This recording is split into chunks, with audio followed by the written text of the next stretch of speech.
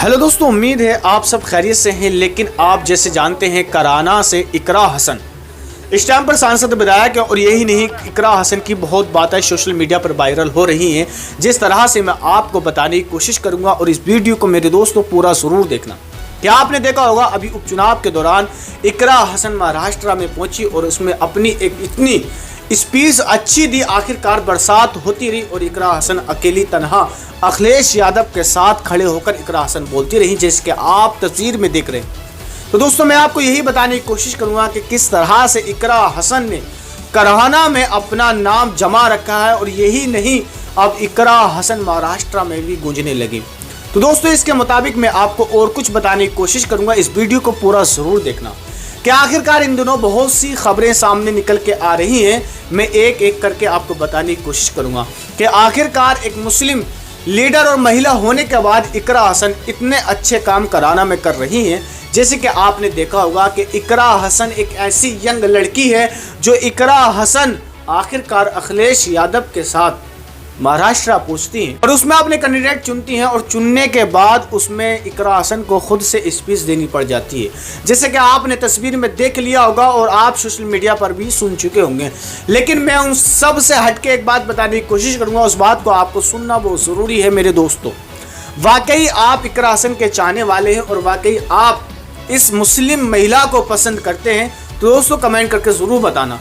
तो दोस्तों मैं आपको वो बताने की कोशिश करूंगा कि इतनी भारी बरसात के बावजूद इकरा हसन बोलती रही और आवाम को समझाती रही कि आखिरकार हम पर, आप देख रहे हैं महाराष्ट्र में आखिरकार क्या क्या हो रहा है।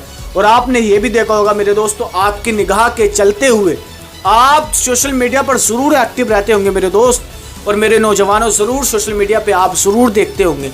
लेकिन आए दिन क्या क्या सोशल मीडिया पे आ रहा है और क्यों क्यों जुल्म हो रहे हैं। आखिरकार इकरा हसन ने इसके बारे में भी कुछ बताया, जैसे कि आप इस तस्वीर में देख सकते हैं। लेकिन मैं वो आपको सुनाने की कोशिश करूंगा जो आपको कोई नहीं बता सकता।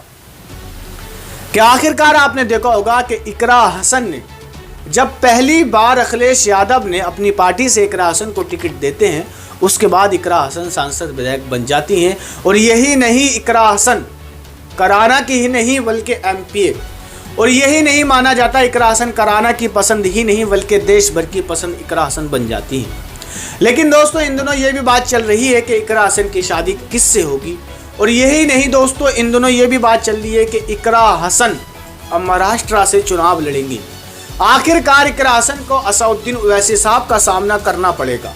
और यही नहीं दोस्तों, और बताया यह जा रहा है कि इकरा हसन अब सपा पार्टी से महाराष्ट्र में आखिरकार वो भाषण देने के लिए मंच पर पहुंच चुकी है।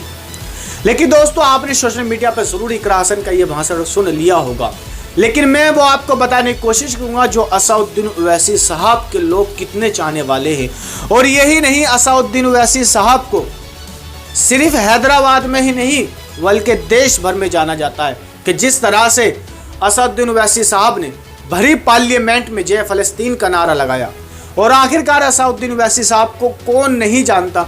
और यही नहीं, मैं आपको ये बताने की कोशिश करूँगा मेरे दोस्तों, अगर आप इकरा हसन के चाहने वाले हैं तो कमेंट में यस ज़रूर लिखना।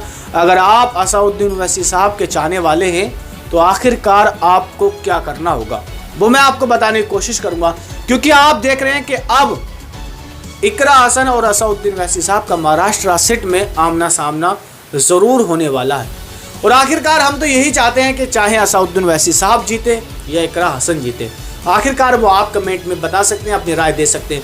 लेकिन दोस्तों इन दोनों यही बताया जा रहा है कि जिस तरह से इकरा हसन अपने सादे लिबास में और सादी स्पीच लोगों को देती है और लोगों को मिलने के लिए अपने यहाँ पर जनता दरबार लगाती हैं, और यही नहीं, इस तरह के हमारे सभी सांसद लीडर या मुस्लिम लीडर करने लगे तो आखिरकार हम आवाम जनता की जो समस्या है वो जल्दी हल होना शुरू हो जाएगी।